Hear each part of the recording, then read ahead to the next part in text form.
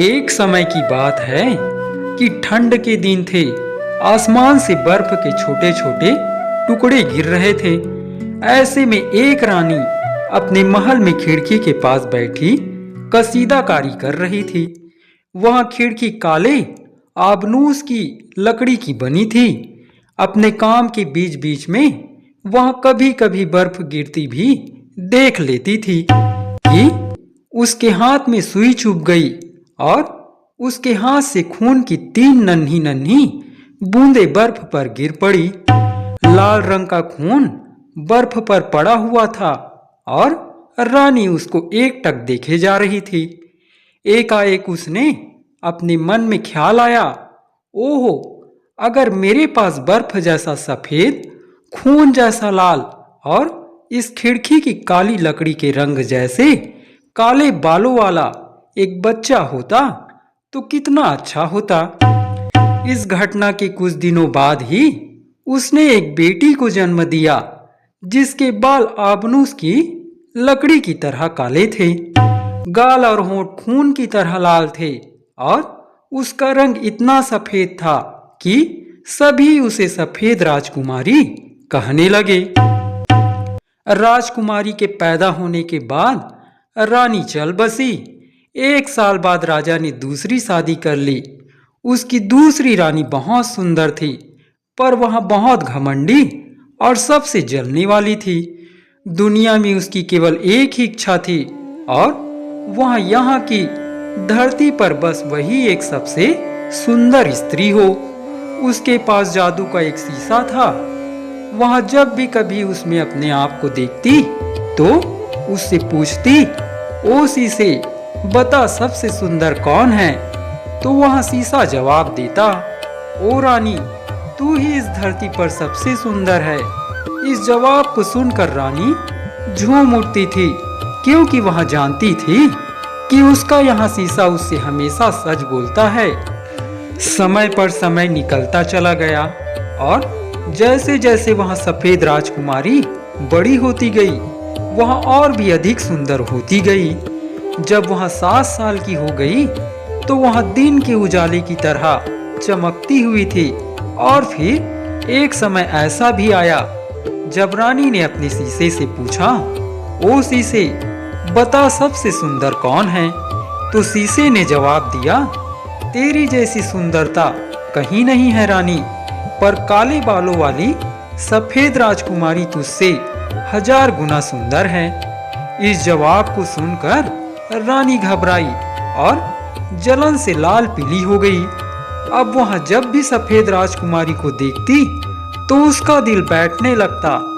वह उस भोली भाली लड़की से केवल उसकी सुंदरता की वजह से ही नफरत करने लग गई थी।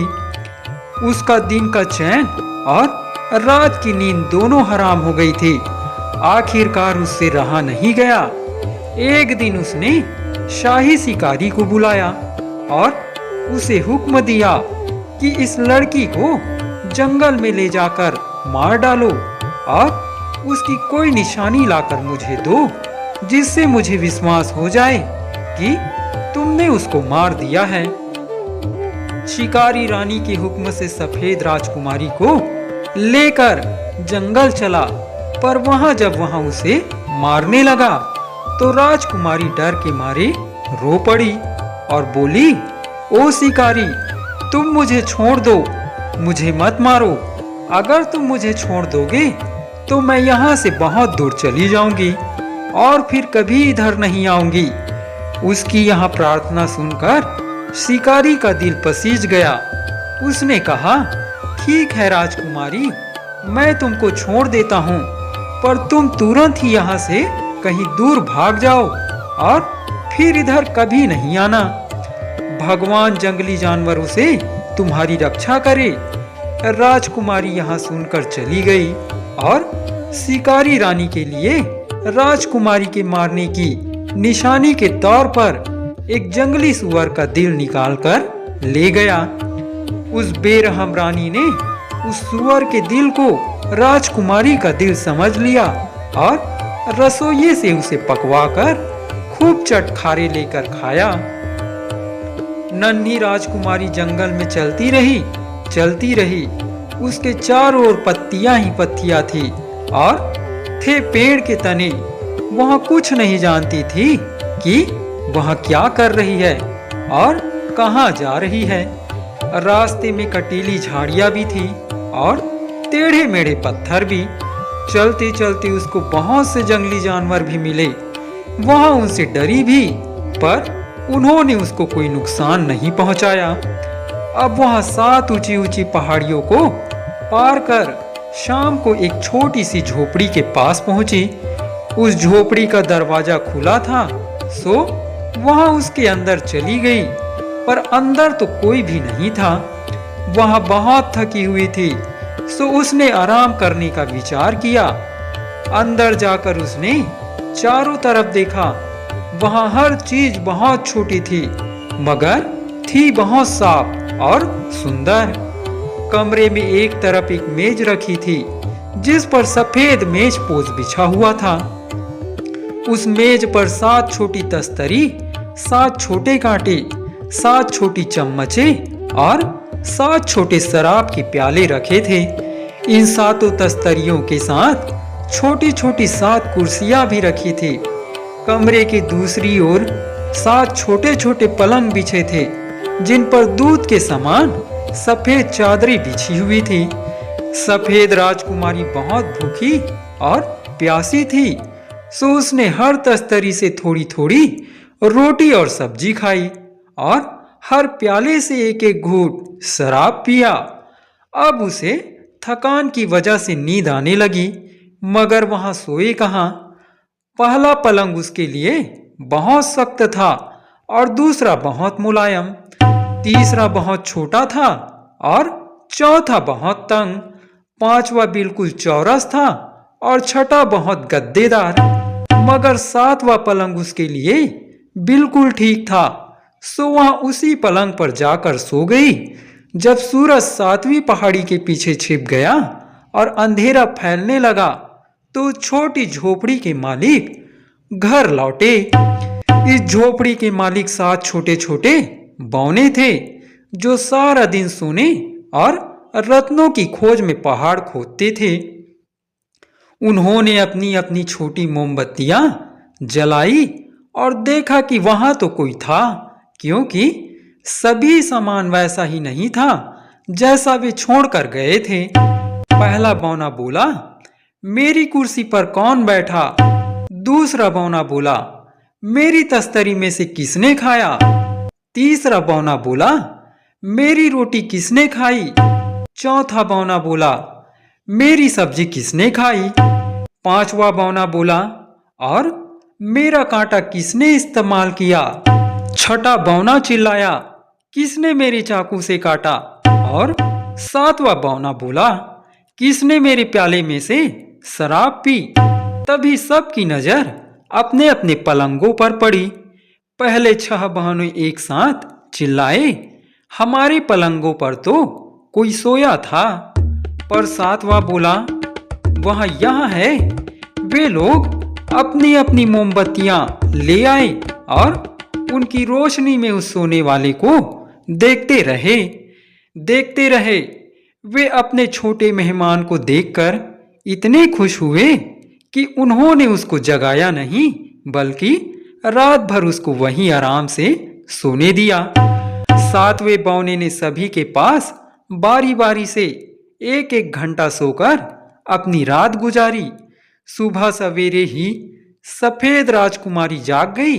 उसने कमरे में चारों ओर 7 छोटे बौने देखे तो वहां घबरा गई, मगर जल्दी ही उसे लगा कि वे उसके दुश्मन नहीं बल्कि दोस्त हैं। वहां पलंग पर उठकर बैठ गई और उनकी तरफ देखकर मुस्कुराने लगी। अपना पूरा आराम करने के बाद वह और भी अधिक सुंदर लगने लगी थी। उसको बैठे देखकर 7 बौने उसके चारों तरफ खड़े हो गए और बोले, बेटी तुम्हारा नाम क्या है? सभी मुझे सफेद राजकुमारी कहते हैं। तुमको हमारे घर का रास्ता कैसे मिला? इस सवाल के जवाब में उसने उन बौनों को अपनी पूरी कहानी सुना दी। सातों बौनों ने उसकी कहानी बड़े ध्यान से सुनी और बोले, क्या तुम्हें घर में काम करना आता है? क्या तुम हमारे लिए खाना बनाना, सिलाई, बुनाई, धुनाई तथा पलंग ठीक करना आदि काम कर सकती हो? अगर तुम इस घर को ठीक से साफ सुथरा रख सकती हो तो तुम हमारे साथ रह सकती हो और फिर तुम्हें दुनिया में किसी चीज की जरूरत नहीं पड़ेगी। हाँ हाँ, क्यों नहीं? बड़ी खुशी से सफेद राजकुमारी ने कहा। सो वहां रहकर उन सातों बौनों का काम करने लगी। रोज ही सातों बौने सुबह सातों पहाड़ियों में से एक पहाड़ी पर चले जाते और हीरे जवाहरात तथा सोना निकालते और हर शाम को सूरज डूबने के बाद ही लौटते। जब वे घर वापस आते उस समय उनका खाना मेज पर लगा होता था, लेकिन हर सुबह वे सफेद राजकुमारी को रानी के बारे में चेतावनी देते और कहते, हमें तुम्हारी मां पर विश्वास नहीं है, किसी भी दिन उसको तुम्हारे यहाँ होने का पता चल सकता है, इसलिए उससे होशियार रहना और किसी को भी घर के अंदर नहीं आने देना। बौनों का सोचना ठीक था। एक दिन रानी ने खुशी खुशी अपने जादू के शीशे से पूछा, ओ शीशे, बता दुनिया में सबसे सुंदर कौन है? और शीशे ने जवाब दिया, ओ रानी, तुम बहुत सुंदर हो, पर सबसे सुंदर वहां है जो 7 बौनों के साथ उनकी झोपड़ी में रहती है। रानी को बहुत गुस्सा आया, क्योंकि उसका ख्याल था कि शिकारी ने उसको मार दिया था, पर शिकारी ने तो उसको धोखा दिया और सफेद राजकुमारी अभी भी जिंदा थी। रानी सोच में पड़ गई कि अब वहां क्या करे। रात दिन सोचने के बाद उसके मन में एक विचार उठा। उसने अपना चेहरा रंग लिया और एक फेरी वाली का वेश बना लिया। उसने यह सब इतनी खूबी से किया कि उसको कोई नहीं पहचान सका। फिर उसने एक टोकरी में झालर, बेले, डोरियां रखी और उन 7 बौनों के घर की तरफ चल दी। 7 पहाड़ियां पार कर वह उन बौनों के घर के सामने पहुंची और दरवाजा खटखटाते हुए बोली, सुंदर सुंदर डोरिया झालरे ले लो। सफेद राजकुमारी ने अपनी खिड़की से झांका और बोली, इधर आओ, दिखाओ तुम्हारी टोकरी में क्या है। झालरे, बेले, डोरियां सब तरह की और सब रंगों में। और यह कहकर उसने चटकीले रंगों वाली झालर का एक फंदा सा बना लिया। राजकुमारी ने सोचा, ओहो, ये बौने बेकार में ही रानी से डरते हैं, इस ईमानदार औरत को अंदर आने देने में कोई नुकसान नहीं है। सो उसने उस औरत के लिए घर का दरवाजा खोल दिया। वह औरत घर के अंदर आ गई और उसने उस औरत से कुछ सुंदर बेले ले ली। बेले बेचने के बाद उस औरत ने कहा, बेटी, तुम इस ढीली ढाली पोशाक में अच्छी नहीं लग रही हो, यहाँ आओ मेरे पास, मैं यह झालर तुम्हारी पोशाक में लगा दूं ताकि तुम चुस्त हो जाओ। राजकुमारी को उस औरत की इस बात पर कोई शक नहीं हुआ। सो वहां उस तीखी चटकीली झालर को देखती हुई उस औरत के पास जा पहुंची। उस औरत ने तुरंत ही वहां फंदा उस लड़की की कमर में डालकर इतना कस दिया जिससे उसकी सांस रुक गई और वह जमीन पर गिर पड़ी। अब रानी खुशी से बोली, आहा, अब मैं ही दुनिया की सबसे सुंदर स्त्री होंगी। और यह कहकर अपने घर वापस चली गई। यह अच्छी बात थी कि यह सब तब हो रहा था जब सूरज 7वीं चोटी के पीछे छिप रहा था। इसलिए बौने जल्दी ही अपना काम खत्म करके घर आ गए। जब उन्होंने अपनी प्यारी सी नन्ही सी राजकुमारी को जमीन पर पड़े देखा तो उन्हें दाल में कुछ काला लगा। राजकुमारी तो ना कुछ बोल रही थी ना हिल डुल रही थी। उन्होंने उसे उठाया तो देखा कि एक झालर उसके शरीर पर बहुत कसकर बंधी हुई थी। उन्होंने तुरंत ही उसके बंधन काट दिए। बंधन कटते ही उसकी सांस वापस आ गई और उसने आंखें खोल दी और एक बार फिर सब कुछ ठीक हो गया।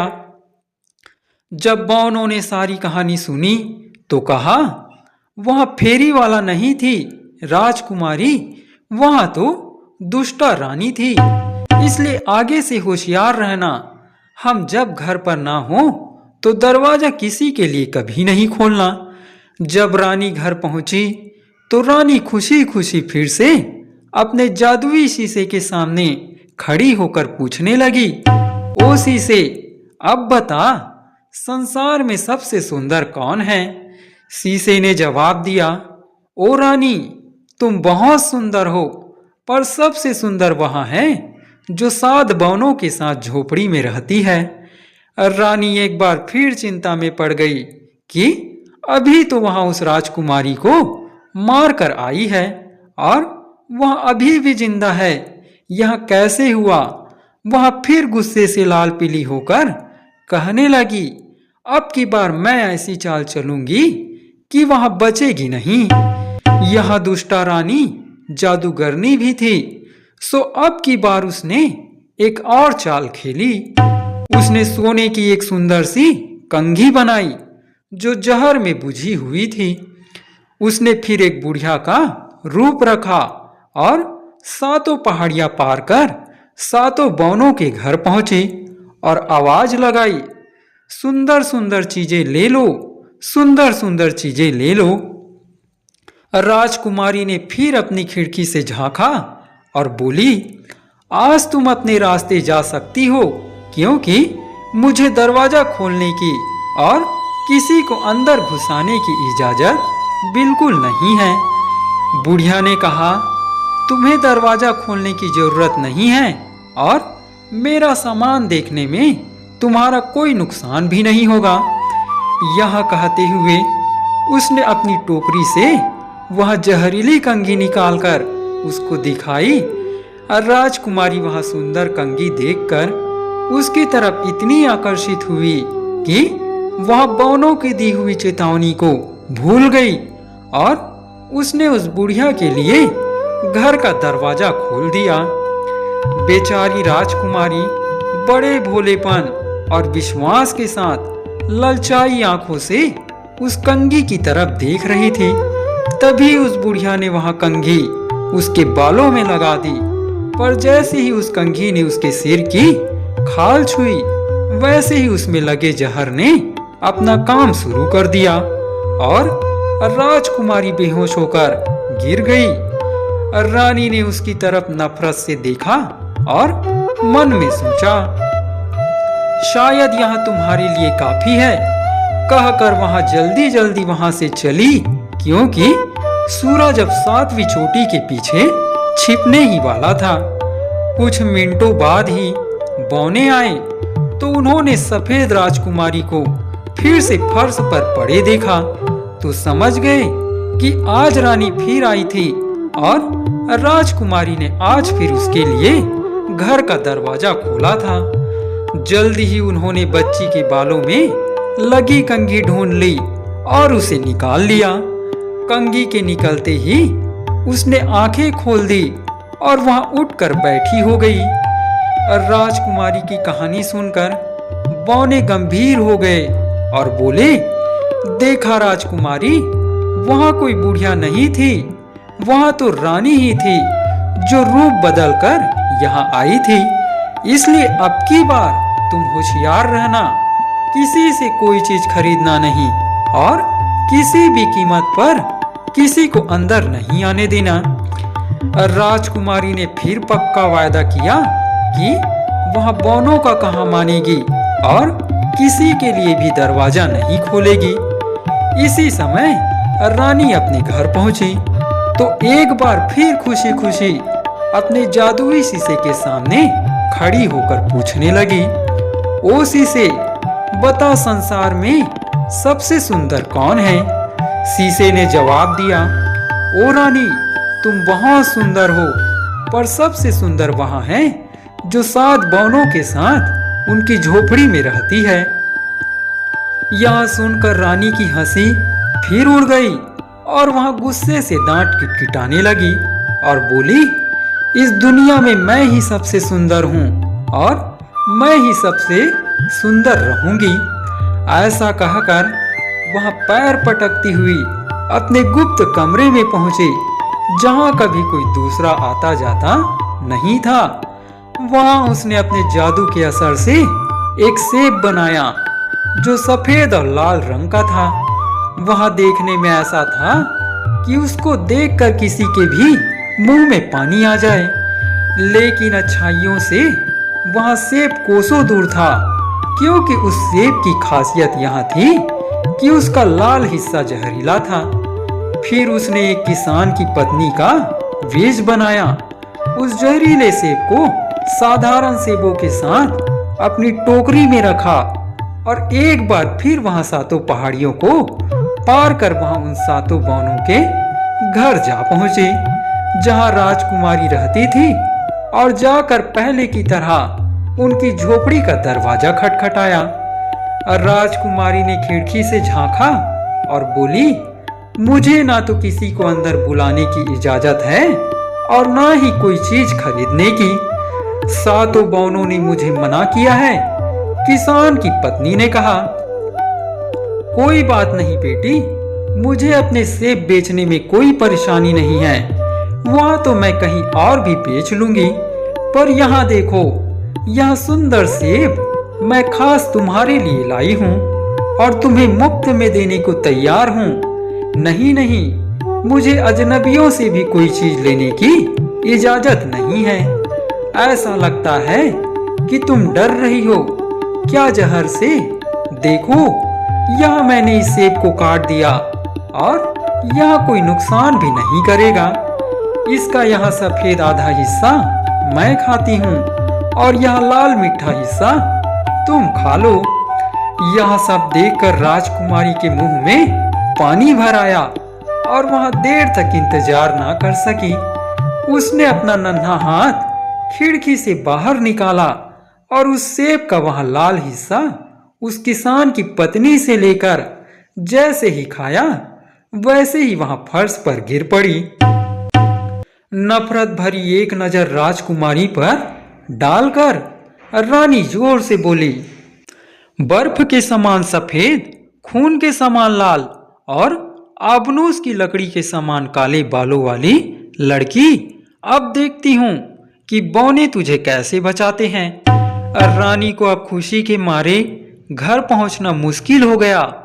घर पहुंचते ही उसने शीशे से फिर पूछा, क्यों शीशे, अब बता, दुनिया में सबसे सुंदर कौन है?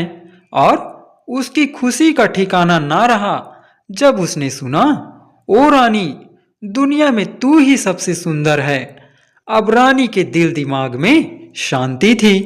रानी के जाने के बाद जब वे 7 बौने घर लौटे तो उन्होंने देखा कि घर में कहीं रोशनी नहीं थी, न चिमनी से धुआं उठ रहा था, न लैंप जलाए गए थे और न मेज पर खाना था। सफेद राजकुमारी फर्श पर पड़ी थी और उसकी सांस भी नहीं चल रही थी।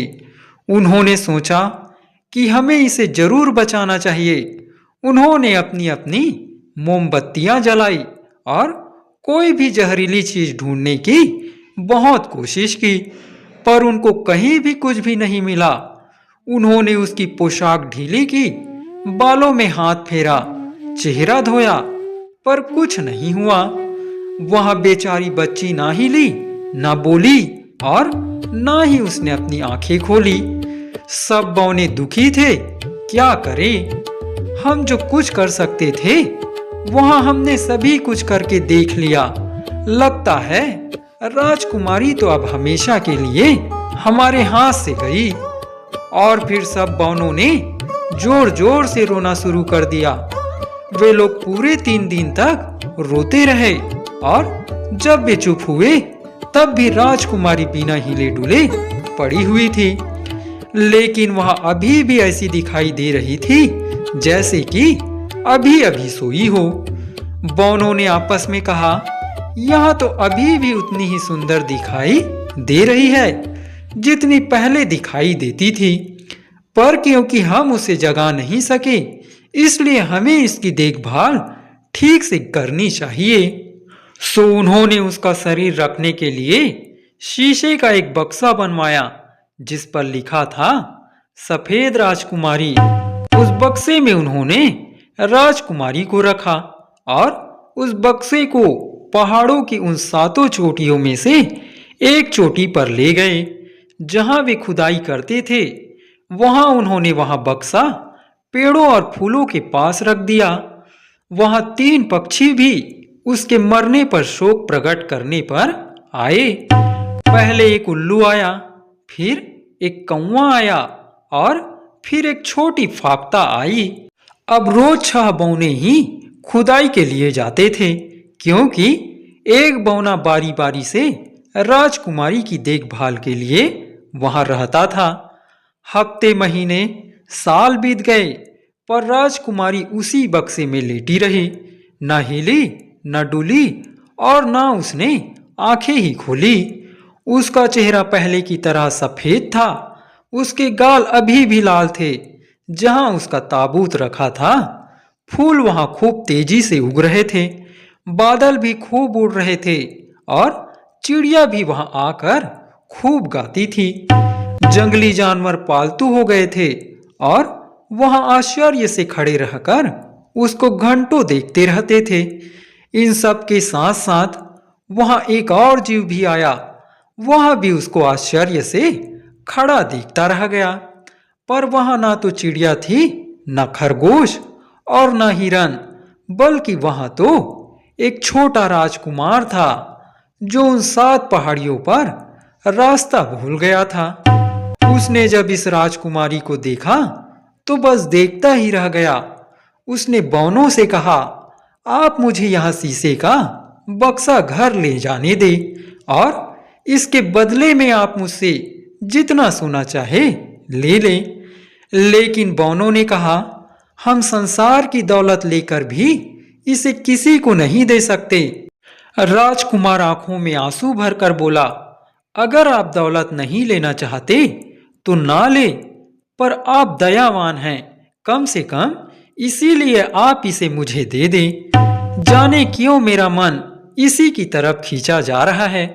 अगर आप मुझे इसे घर ले जाने देंगे तो मैं इसकी अपने खजाने की तरह देखभाल करूंगा। यह सुनकर बौनों ने वहां बक्सा उसे दे दिया। राजकुमार ने उसको धन्यवाद दिया और अपने नौकरों को बुलाया और उनको उस बक्से को कंधे पर उठाकर ले जाने के लिए कहा। सो वे उस बक्से को अपने कंधों पर उठाकर ले चले।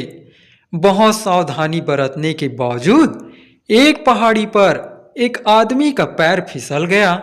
इससे वहां बक्सा पूरी तरह हिल गया और राजकुमारी के गले में से उस जहरीले सेब का टुकड़ा बाहर आ गया। और यहाँ लो, वह राजकुमारी तो जाग गई। सबने मिलकर वहां बक्सा खोला। राजकुमारी को अपने आप को वहां देखकर बड़ा आश्चर्य हुआ। राजकुमार दौड़ा आया और बक्से में से उसे निकाला। राजकुमार ने फिर उसे सारा हाल बताया कि कैसे वहां उसको वहां से अपने घर लेकर जा रहा था और उससे प्रार्थना की कि वहां उससे शादी कर ले। राजकुमारी ने हाँ कर दी। उधर रानी को एक शादी में आने का बुलावा मिला। वह अपने सबसे अच्छे कपड़ों में तैयार हुई और जाने से पहले अपनी उसी जादुई शीशे के पास अचानक जाकर खड़ी हो गई और बोली, ओ शीशे, बता दुनिया में सबसे सुंदर कौन है। शीशे ने कहा, ओ रानी, तुम सबसे सुंदर हो, पर सफेद राजकुमारी अभी भी जिंदा है और शादी के लिए तैयार है, वही सबसे सुंदर है। रानी ने सुना तो ताड़ गई कि वह बुलावा राजकुमारी की शादी का ही था। वह फिर गुस्से से लाल पीली हो गई, पर अब वह कुछ नहीं कर सकती थी। राजकुमार और राजकुमारी की शादी हो गई और वे दोनों और सातों बौने बहुत समय तक आनंद से रहे।